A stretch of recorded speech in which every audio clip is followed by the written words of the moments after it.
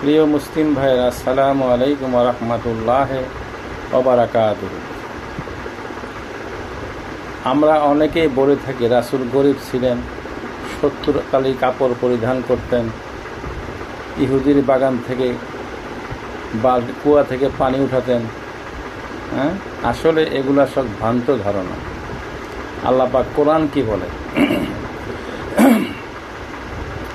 আল্লাহ কোরআনে সূরা আদ-দুহা আয়াত নম্বর 8 আল্লাহ বলেন, ওয়া জাদাকা আইলান ফা আগনা। অর্থ হচ্ছে, হে রাসূল সাল্লাল্লাহু আলাইহি ওয়াসাল্লাম, আমি আপনাকে অসহায় অবস্থায় পেয়েছি, অতঃপর আপনাকে সম্পদশালী করেছি।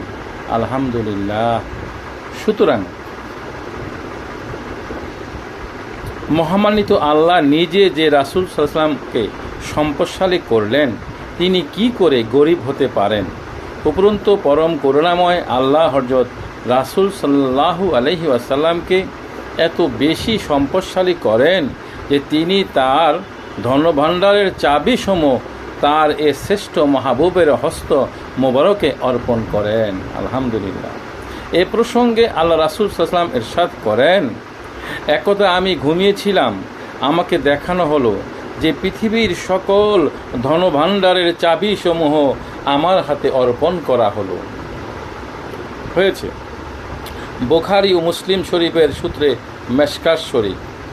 আলহামদুলিল্লাহ, আমরা কোরআন এবং হাদিস দুইটাই জানলাম। তাহলে বুঝতে পেরেছি আমরা যে আপনার নবী মুহাম্মদুর রাসূলুল্লাহ সাল্লাল্লাহু আলাইহি ওয়াসাল্লাম দুই জাহানের বাদশা। তাই আসতেছে ঈদে মিলাদুন নবী।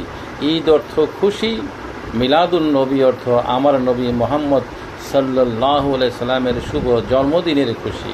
আমরা সবাই আমন্ত্রিত ঢাকার প্রাণকেন্দ্র মতিঝিলের বাবে মদিনা দেওয়ানবাগ শরীফ রওজা মোবারকে গিয়ে জিয়ারত করব, আল্লাহর পক্ষ থেকে অপূর্ণ রহমত বরকত লাভ করব আগামী 12 রবিউল আউয়াল। আলহামদুলিল্লাহ।